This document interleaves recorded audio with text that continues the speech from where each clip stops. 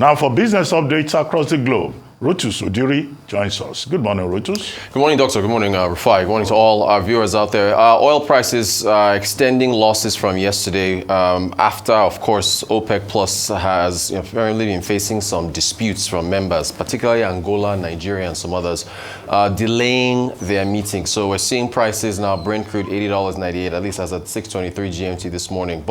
And West Texas about 76, North American grade. So they postponed their meeting until November the 30th. We understand, according to Bloomberg, Angola and Nigeria and some others are opposing lower output targets because, frankly, well, for Nigeria in particular, we're not even meeting those targets. And then the delay, of course, is dimming hopes of further output cuts. So there's a bit of a, as you can understand, you've seen the medium-term expenditure framework for Nigeria that's been approved, where they've got certain targets. Nigeria needs to pump out as much oil as possible. So does Angola and other countries. And so with Saudis and Russians on the other side of the coin wanting to keep output cuts low so they can support prices, there's this back and forth between the two. And so it's caused oil traders to be a bit on the skittish side. And so we're seeing oil prices fall. I think we haven't seen this low since December of 2022 or so. So that's oil. We go to Europe, and the European Central Bank, particularly the VP, Mr. Guidos, Luis de Guidos, is saying his concerns over the Eurozone economy. And particularly if we look at loans, stress for banks, if we took a couple charts here that we got from the Financial Times, in terms of what we're seeing here is bad debts rising at Eurozone banks. So you're looking at commercial real estate loans in blue, consumer loans in red. You can see them continuing to rise because loans are frankly getting more expensive because the ECB has been raising interest rates in order to combat inflation. And then you're seeing more borrowers missing repayments at Eurozone banks. So that, of course, is impacting cash flows coming into the banks as well. So these are the two different metrics that are impacted. If you look at Mr. Guido's concerns, as far as the Eurozone is concerned, he's looking at weaker economic growth, elevated financial stability risks, as we've seen from those non-performing loans, and bad debts rising, tighter financial conditions from higher interest rates, rising loan defaults from higher interest rates, and then possible downturn in property markets because, of course, higher rates, higher mortgage costs, that's also weighing down. So he's saying that, look, the outlook for now is tepid. That's Europe. We go, I guess, to the US. Of course, with the roller coaster with OpenAI and Mr. Altman. He's now been reinstated back yesterday as CEO of OpenAI. And there was a Bloomberg headline looking at the power, and the doctor already alluded to this yesterday or the day before, the power of OpenAI engineers. So if you look at their compensation package for the OpenAI engineers, they are, total compensation is up to almost about $800,000. And so there's a very slow supply of these specific artificial intelligence engineers, which means that they mean a lot to OpenAI. And that revolts that you saw that reinstituted Altman back in his position is an expression of how rare and how important they are. And it just tells you, again, as I've said, where the race, the arms race is going in terms of these highly skilled artificial intelligence engineers. So that's the headline there. OpenAI engineers earning, that is a staggering amount of money. $800,000 a year turn their rare skill set into leverage. And it is that leverage that they use to basically I hear Larry Summers is on the board now, the former Treasury Secretary. Yeah, so they've removed the board. If you look at their metrics here, they're earning 8 to 12.5% more than non-AI engineers. Base salary range between $200,000 to $370,000. If you are more specialized, you're earning almost $450,000 a year. Then bonuses, stock awards, and so on can push it up to, it is a staggering amount of money. But then it shows you that it is skills that pay the bills. So it's crazy. Yeah, it is. It's crazy hours of coding. It's not 9 to 5. Exactly. These are we're talking about some of the most intelligent people on the planet. So then I think we move to quickly to Nigeria.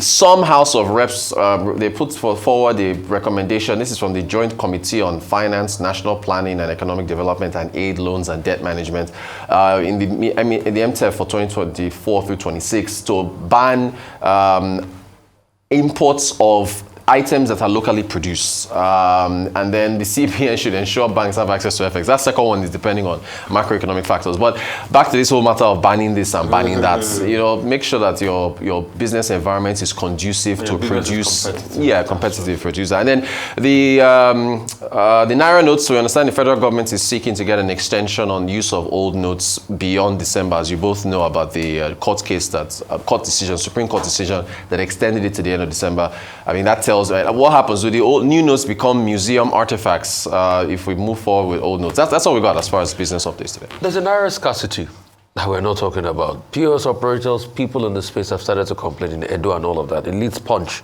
front page this morning. I think the CBN has to look into that. And the CBN too must give us MPC meetings. Let's even know where we are going. Because they keep postponing. We are not hearing anything. The markets are beginning to react. Rotus, I like that OPEC crude oil price story you brought up. Really? So if we are fully remove subsidies, as they claim, is petrol price not supposed to come down now, Rotus? Well, oil prices were higher before that. So are they not supposed to come down now? Are we not supposed to be reaping the benefit? Because this is what they touted and sold to us. Once we remove subsidy, when it goes down, you reap the benefits. Isn't it? Right. So are we not supposed to be reaping the benefit now? True. So it's a big question. They should answer it. Most importantly, you see the power of AI, and I think most Nigerians should take into cognizance the things that will shape the next phase of the world. Yeah. AI, semiconductor, big calculation, big maths, if I can use that word. Yeah. Those things are going to shape the world. If we can produce skills along that line, then you can do so much more. So Sam Altman flexing his muscle, be able to reject the board and everything, because they knew that if you had gone to Microsoft, it would have been a big problem. Yeah. It was just a big boardroom squabble. But they knew if Microsoft has grabbed it, it would have been a big problem. But it does not mean that in the future, it will not still morph. Because once he has tested blood now, and he has seen that he doesn't probably, he's changed the board already, but he's seen the kind of power he has, it's never going to remain the same. Another story I thought you were going to report yesterday was the Binance guy. Okay, there's That's a very important story. Champagne Zhao, the 4 billion fine. $4 billion fine for and fraud and all of that. Yeah. I thought this was the guy that saved Sam Bankman-Fried. Right. When that case first happened. Yeah. So these leaders of crypto, what is happening? Perception is reality. They are beginning to dampen the perception of the crypto markets. Indeed. So these are things we should look at. As regards banning, if you have anything, I think that's ridiculous. And I don't know how our lawmakers think in this country. I think we should be having tests for who we even elect as lawmakers. Are these same lawmakers not aware that we signed AFCTA? Right. So if you produce it locally, you sign AFCTA. Somebody has a competitive advantage in Senegal. Why don't you make the environment enabling for your goods to be able to be competitive? This same China that we talk about, that Chinese goods are cheap, the Chinese government gave their companies subvention to make Chinese goods cheap today. Indeed. The Chinese products you are seeing that are cheap today is highly subsidized by the Chinese government. Because they know that if they export, they will make good. That's why you see the export is over 270 billion per 1 quarter, thereabout. Indeed. Okay. So let's do better. In March, the Supreme Court, March 3 to be specific, the Supreme Court of Nigeria ruled that the old notes, 200, 500, 1,000 denominations, will remain legal tender till December 31. This was on the basis of 16 states approaching the Supreme Court, objecting to the Naira redesign policy. And you recall the discomfort that policy created within the polity at that time. Yeah. So it was on the basis of that, the Supreme Court functioning, invoking its jurisdiction as a court of public policy, saying these notes have been extended. But now the CBN says, look, it's taking certain measures under Cardoso to make sure that there is enough money in circulation, and that in any case, people are beginning to hoard those notes. Really? Out of fear Yes. that by December 31, they will cease to be legal tender. So because of this, the Office of the Attorney General of the Federation has now approached the Supreme Court to revise his decision that he took in March 3. and it's a no-brainer. Only the Supreme Court can reverse itself. So it's just for the Supreme Court to lift, that restriction that it gave on March 3. And before now, the CBN itself had advised Nigeria in circulars, one on November 14, telling Nigerians that, look, these notes, old and new, would remain legal tender, and that the CBN will make every effort to make sure that the notes are available in circulation in sufficient, desirable quantities. But the point made about the MPC, yes, not holding the last MPC, Monetary Policy Committee, was held in August, 4 months. So what it means is that there may be no MPC this year. The last statement from the Central Bank of Nigeria with regard to the MPC stated that the CBN governor was going to attend the annual bankers dinner. So I found that amusing, that, going to attend dinner would prevent, the MPC from holding. At a time when there are fears about instability within the economy, the inflation is 27.33.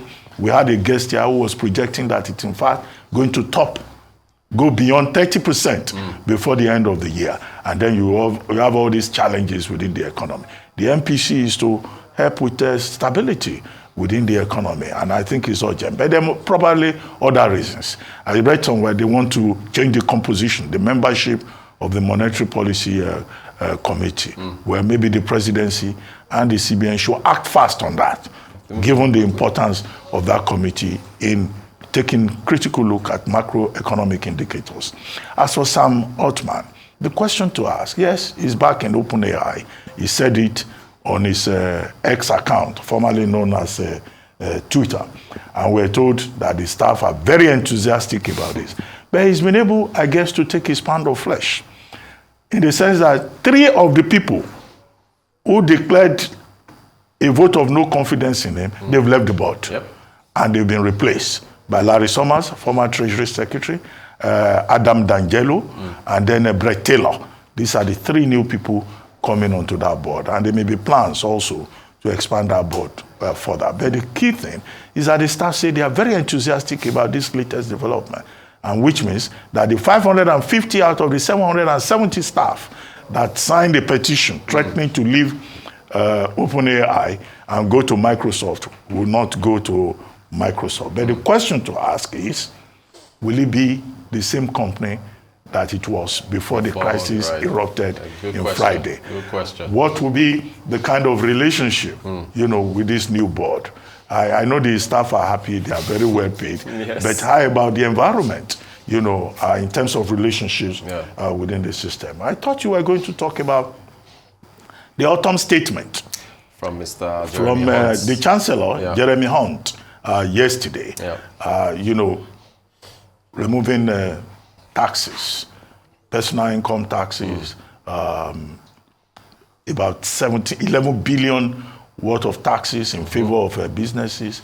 Now they say they are going to implement triple lock, which is benchmark with average earnings, inflation rate, and 2.5%, whichever is the highest. So which will make old people very happy in England. Yes. However, I had made the point yesterday that this is all about politics. Yes, sir. The growth that Jeremy Hunt is talking about may not come immediately. Right. It may take years, and that's why the GDP growth forecast for the UK has been reduced a bit from what it was in March. But more importantly is that the tax burden is going to go up because the threshold for income tax has been expanded, and about 3 more million people will come into that fold. So which means that if wages rise, then you end up paying more. Exactly. And that's why the Office of Budget Responsibility, OBR, has said that, look, yes, this can only have modest impact, but perhaps it will make the Tories more popular, because the Tories are even asking, some of them are saying, they should go as far as inheritance tax, exactly. Not just national insurance and business tax. And Labour has a double-digit lead in the poll, if the polls are to be believed. Labour is saying that the UK has come to a dead end. Exactly. They are not enthusiastic. Finally, I thought you were going to talk about Thanksgiving. Today is Thanksgiving. The markets, all the markets people, Wall Street people in the US, they are at home now, not taking their Turkeys. eyes off the treasury. They are pursuing turkeys. Turkeys, yeah. Anyway. And we have Black Friday sales as well. Yeah. Well, see you. Stop it, anyway, turkey. thank you very much. Thank you, Dr. Yeah, happy Jeremiah. Thanksgiving to our American audience.